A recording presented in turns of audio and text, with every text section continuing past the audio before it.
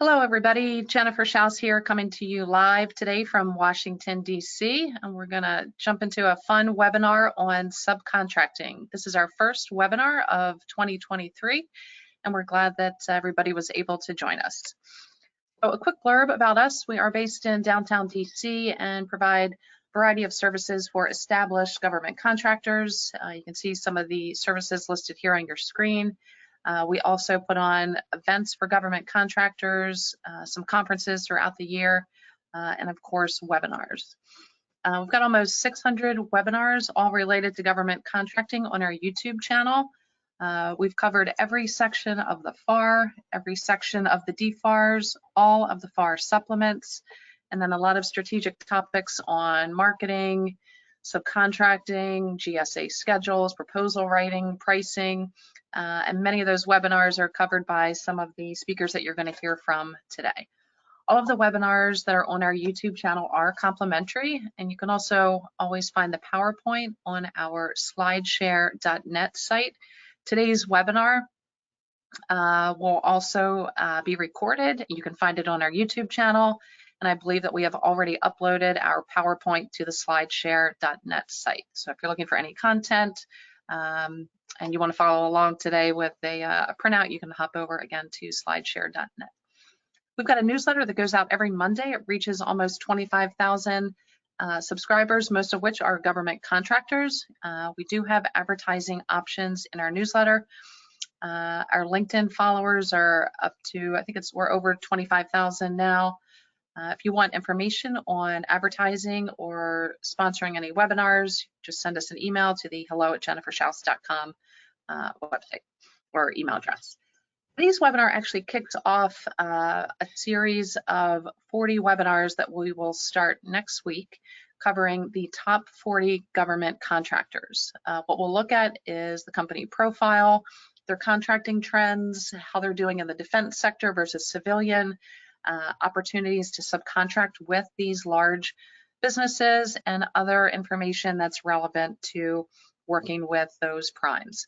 If you want to sign up for those, it's on our website, and here's the full schedule. Again, this is on our website. If you go over to jenniferschaus.com and just navigate to the section that says top 40, these are going to be every Wednesday at 12. They are complimentary, and I already covered the topics that we're going to cover on each of these companies. Okay, I would be failing to do my job here if I didn't mention that we've got our first networking event of 2023 coming up. Our events are typically quarterly, so this is our spring soiree over at the Kennedy Center. This should say Monday, March 20th, from 5:30 to 7:30. So pardon the Friday there, it's actually a Monday. And let's dig into today's content and also thank our sponsors, the Virginia PTAC, which is now, all the PTACs are going to be converting over to something called Apex Accelerators. And we also want to thank MyGovWatch. So a little bit about the Virginia PTAC. Virginia PTAC at George Mason University offers free one-on-one counseling to established GovCon firms in Virginia on federal, state, and local procurement topics. If you're interested in learning more, please use the links provided to explore the services, review recommendations, register for trainings, and find useful links to agencies and other self-directed learning. Online resources and group trainings are free with no restriction on business location. One-on-one counseling is limited to eligible client companies. So again, thanks to the Virginia PTAC for participating as a sponsor today. Our next sponsor is MyGovWatch. In more than 200 industries, MyGovWatch is revolutionizing traditional bid notification by serving up RFP leads at a double the rate of government-sponsored sites at a fraction of the cost of legacy websites. Large government contracts don't start with a solicitation, but all roads lead to one, and your budget for hearing about RFPs does not have to be thousands of dollars per year. Whoever you're looking to do business with in government at any level, MyGovWatch can tell you who's buying what you sell. Go to mygovwatch.com to start your 14-day free trial. Okay, so today we are covering subcontracting with the primes. Here's our agenda. It's pretty tight. We've got 30 minutes for each of the 6 sessions. 2 speakers for each session, and we'll just go ahead and dig into market research. We've got Ashley Duell and Jim Sherwood. I want to thank Ashley for joining us today. Ashley, I'll turn the mic over to you. Thank you so much, Jennifer, for having me, and thank you to Jim for co-presenting with me. I've been in the federal industry for a little over 13 years now, kind of showing my age. I've helped over 500 clients win more than 100 million in government contracts. While what I like to do is pre-solicitation engagement, I am a huge data nerd, so market research is definitely my jam. Great, thanks, Ashley. And Jim, over to you. Thanks for joining us today. Great, thank you very much for the introduction. You got those slides amazingly fast, so hopefully we can do the same thing. Yeah, thank you for everyone who joined us today. My name is Jim Sherwood, over at Federal Compass. I've been in this market now for about 20 years, everything from doing market intel, data products, into doing consulting. So I think much like Ashley, I'm a bit of a data nerd, as people might call me. So looking forward to hearing what everyone else has to say today as well. Thank you, Jennifer. All right, okay. So as we said, Jim and Ashley are covering market research, and I'm just gonna move to this slide. I'll wait for you guys to tell me when to move to the next slide. All right, thank you, Jennifer. So market research should definitely be your first step to identifying not only your government customers, but also the prime contractors that have a vested interest in doing business with you. It's really critical for subs, especially as you're just entering the market. Even if you're already an existing prime who might want to increase revenues and build some teaming relationships. So what the market research will tell you, and there are several sites that you can utilize to find this information. Most of them source from the Federal Procurement Data System, or fpds.gov. Two that come to mind are USA Spending, which is my personal favorite, and then also the SAM ad hoc data reports. But the information is all coming from the same place. You can tell who's buying what you're selling at both the agency level and the prime contractor level. You can identify where you fit inside the market, as maybe you provide a product or service that is a part of a whole, and there may not be a solicitation for exactly what it is that you do. You can leverage your set-asides, and when I say that, I don't mean by leading with them, because you want to present one voice and lead with your core competencies, but leveraging your set-asides in a sense of targeting the prime contractors that may or may not have the same set-asides as you, that are already doing business, is a great way to get your foot in the door. You can also expand your business through teaming relationships and joint ventures, and the market research is the first step to identifying who those are. There is a list of existing mentor-protege agreements on SBA.gov for their mentor-protege program, and definitely I would recommend understanding the value of your past performance and kind of making an itemized list of the jobs that you performed, whether that was for the federal government or for another corporate entity. Having logged things like start date, end date, contract dollar amount, contract number, and most importantly, a results-focused description of what you brought to that contract. Next slide, please. Great, thank you, Ashley. So just wanted to cover market research, and what most people think about it is having dealt with a lot of companies, both small and large. A lot of small companies kind of think that market research is like this voodoo machine that only the large companies really need. I would say that if you break out market research, outside of the heavy data like FPDS into open source research, it's a really valuable tool to help you understand where your company sits in the mix of contractors that look a lot like you. Identity, whether you're a prime or a sub, is really important. And so going out and looking at other companies, looking at their capability statements, figuring out what you like. At the same time, do ones you don't like look a lot like yours? Are you saying that you do 1,000 things? Are you a jack of all trade but a master of none? That becomes really important when you're having those conversations with potential primes. You want to have that elevator pitch down to a science, and you really want to be focused on what you do extremely well. So market research doesn't have to be just what an agency's spending or just what's on a contract vehicle. It can also be going out there to understand, how do I want to present myself to the rest of the world by looking at companies that are similar to me, companies that I want to be like one day, and making sure I'm staying true to who we are as a company. Pursuing wins that build value and not revenue. Again, this is the idea of what Ashley talked about, understanding the customers that you want to go after. And so to build value towards pushing into that first prime, to build value and having some of your FTEs in the right place, meeting with the right program managers, what customers are buying a lot of what you're selling, where are they located at?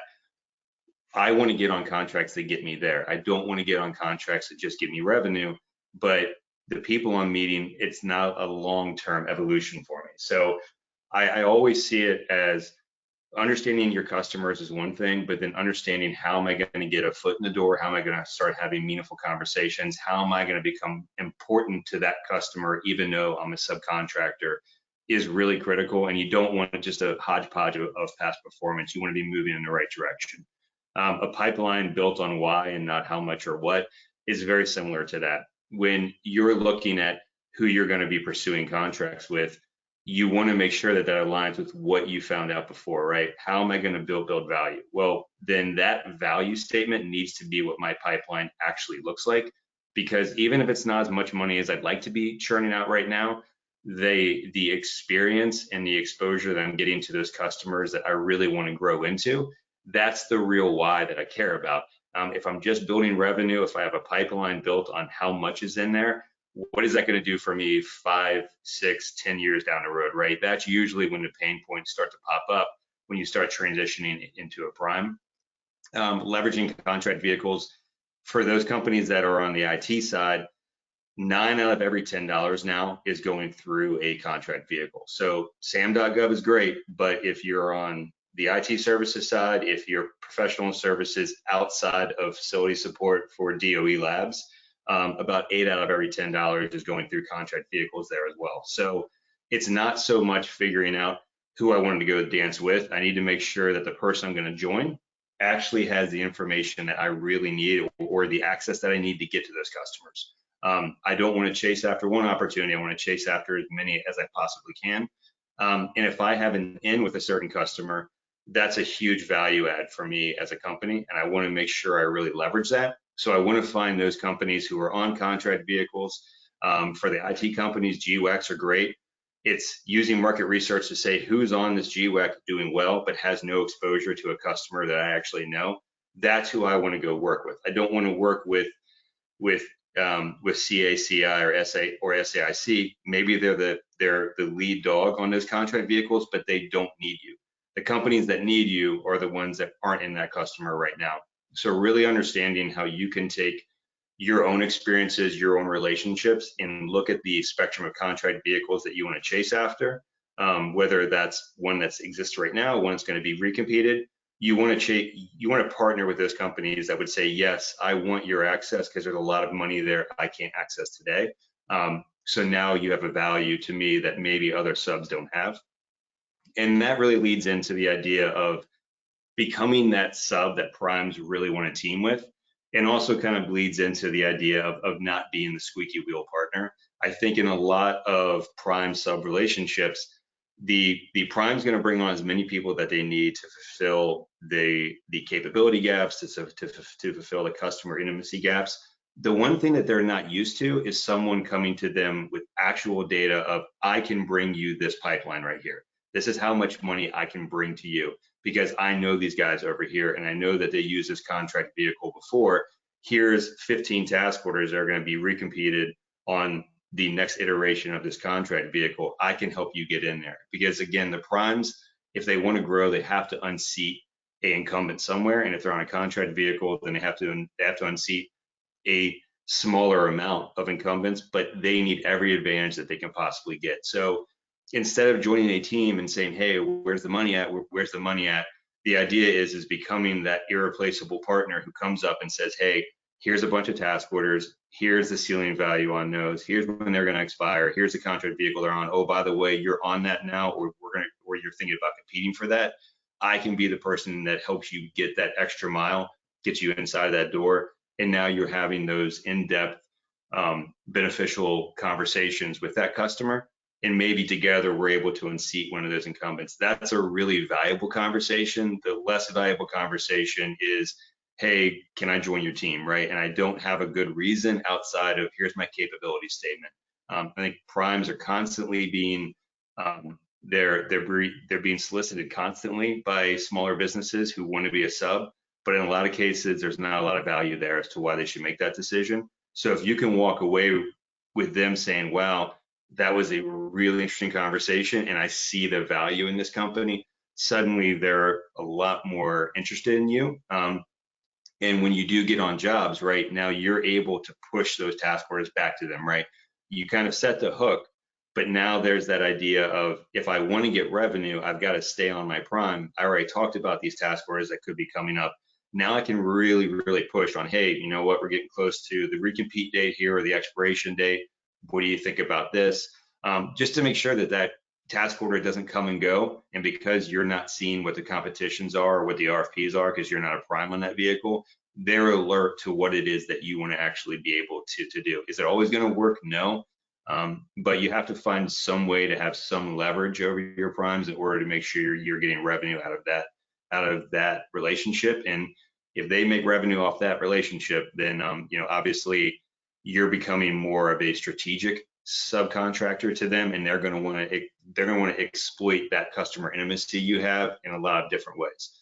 Again, thinking of going back to the idea of pursuing, you know, what's important, pursuing what has value. That's also a really good way to look at this entire list, getting down to exploiting your customer intimacy. You want to have relationships in the places that are spending tons of money in what you do. You want to try to get boots on the ground, FTEs through the door, getting closer to that customer so that when the time comes for you to start advertising out, here's who I actually know, it is customers that are taking multiple pathways, use multiple different contract vehicles. The harder it is for a prime to get their arms around that customer, the more valuable it becomes to have someone walk through the door that really has customer intimacy. So with that, Ashley, I'll go ahead and hand it off to you for the next slide. Thank you, Jim. There's a couple things that you said there that I'd like to piggyback on. And for those novice contractors that might be joining us today, you've heard a lot about a capability statement, right? And I will say that as you're, performing your market research, as you're planning on outreaching to potential primes that you want to work with, or potential teaming partners for that matter, it is appropriate to tailor your capability statement, incorporate that knowledge that you acquired from putting on your hat and kind of digging into the company, compare strategies might be, where there are areas of opportunity, and sort of regurgitating those in your past performance section and also your differentiator section of your capability statement. It also becomes very important to tailor those to the agency. And Jim mentioned the IT industry. I do personally work with a lot of IT clients, and when they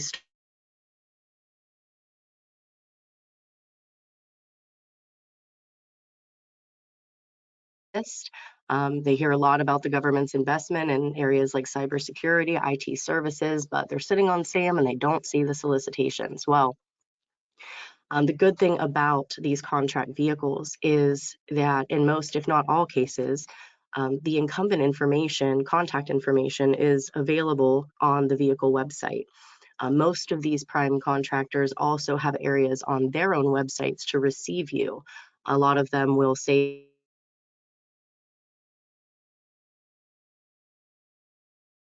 become a supplier, become a subcontractor, team with us, and there will be an online form or an application style. Some of them are very long and tedious, some of them are short and sweet. But the point is if there is a process that already exists, it's a great opportunity to demonstrate your level of responsibility and responsiveness immediately by following said process and then following up.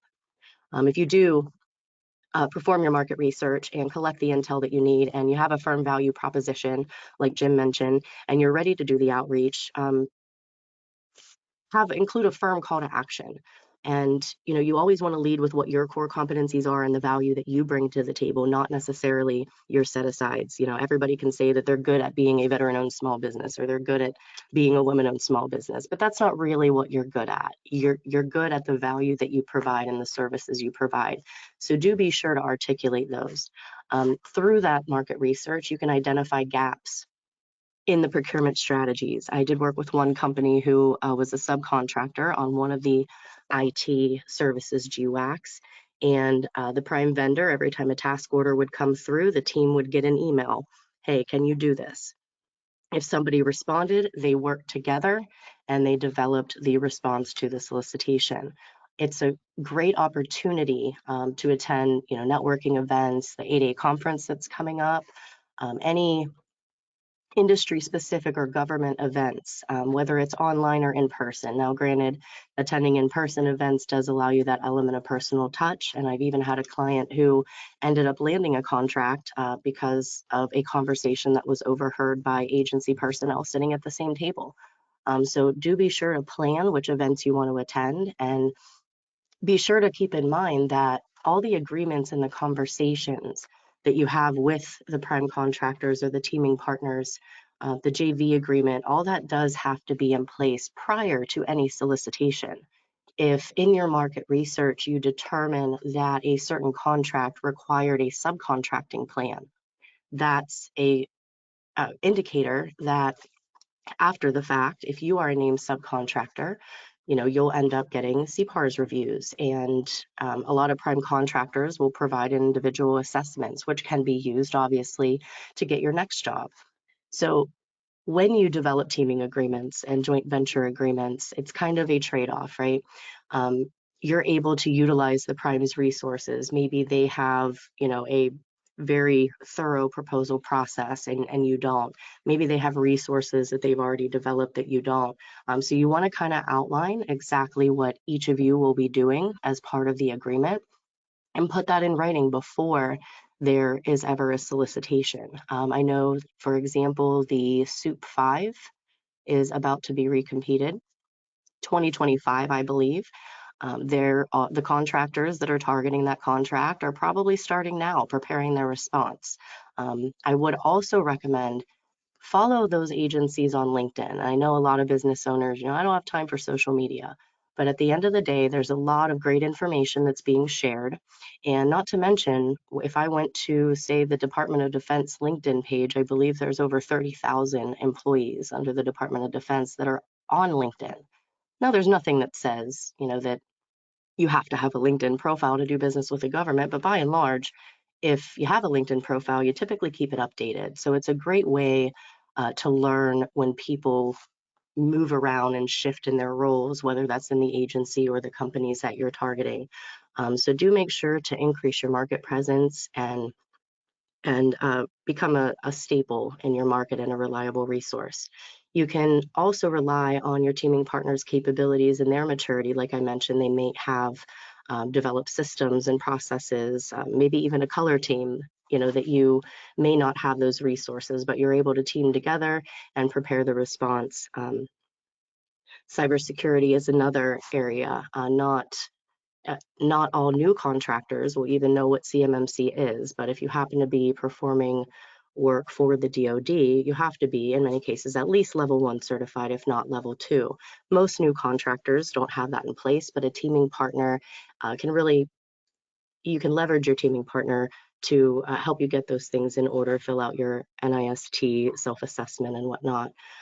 So even though there may not be a solicitation in your face for what it is that you do, don't discredit the power of relationships. In my experience, government contracting is more 80% relationships and 20% solicitations. And that might be giving solicitations a little bit of credit, especially if you're in one of those industries where contract vehicles are prevalent. I will say also, I've had a lot of companies coming to me talking about, I need a GSA schedule to do business with the government. While that's possible, it may not be true. Once you register in SAM, you do start getting bombarded by third parties who want you to purchase their services. Well, here's the thing is the market research will help you answer all of those questions. And if you develop yourself a plan and identify the vehicles that there is spending for what it is that you do, a great first step to getting on a GSA schedule would be to develop a teaming agreement or relationship with a company that already has a GSA schedule and set yourself up for future business. the mentor protege programs, the SBA is just one who has a mentor protege, but once you have, performed a few jobs with your teaming partner and, the synergy exists, you guys are performing well together, it might open up the door for, sort of the next level and entering into the mentor protege program. I know DoD has one. I know that the SBA has one, and there's not a limit. If you are part of the SBA's mentor protege program, you can still also be a part of the DoD's mentor protege program. So definitely do your homework and learn about those programs and kind of put them on your long-term plan. Solicitations are just one way to win a contract. So make sure that if you are in a space, if you sell products that under $10,000, micro purchases are also an area of revenue for you. Project managers have a P card or procurement card, and contracting officers have a procurement card. So if you are in IT and your end user is more likely a program manager, keep in mind that reaching out to the agencies direct could also lead to, a great referral system. Make sure that the industry liaisons in your targeted agencies have a copy of your capability statement on file and that you have broken the ice there to inform them of what it is that you do. There's many times where, subcontractor performance is not up to par, and a prime would really need to replace that subcontractor mid-contract. It happens all the time. Oftentimes, the liaisons will be more than happy to pass on capability statements of companies that they know would be able to perform and provide similar services. So do be sure to increase your brand awareness by getting that marketing into the hands of the people that buy what you sell. And again, I will stop rambling, but it all does start with that market research. Yeah, Ashley, if you don't mind, I'm just going to piggyback on something you said. I think it's really important, and you didn't go exactly there, but from a market research standpoint, also understand those primes that you're looking at. Not all primes are built the same. If you end up on a contract vehicle, you want to know that you're on a contract vehicle with a prime that has the culture to succeed on a contract vehicle. When you look at most of the large ones that are out there, from Alliant Small Business going into Polaris, on Alliant going into Alliant 2, on all the GWACs, anything with 20 or above awardees, it is the top 15% of those awardees that make up about 70% of all the spending. So it doesn't leave a lot on the bone for everyone else. And when you start talking about your COSP4s, COSP4SBs, definitely a larger GWAC like Polaris, you're going to have a large list of companies that don't do a single dollar off there. You don't want to be married to a prime who doesn't have the right culture. So it's really important to go look at their previous performance on contract vehicles. It's going to tell you a lot. Are they incentivized? Are the BD people incentivized to go chase after it? Do they, does it appear like they have some sort of understanding of a GWAC center of excellence or a task order center of excellence or PMO internally? Because again, you can go look at any one of these vehicles and you'll see the top 10 contractors are just killing it, and then very quickly the total obligations start to fall off drastically until you get to zeros. And you just don't want to be in that situation where you spend a bunch of time, got really excited, and what's holding you back is a prime that isn't capable of actually pushing forward. So I would just be very careful about that. Just because someone approaches you doesn't mean it's the right partner. You want to find the right partner that's going to leverage what you can do, but is also fully capable of succeeding in this market, and is not just going to whiff every single time that they go after something, because then by proxy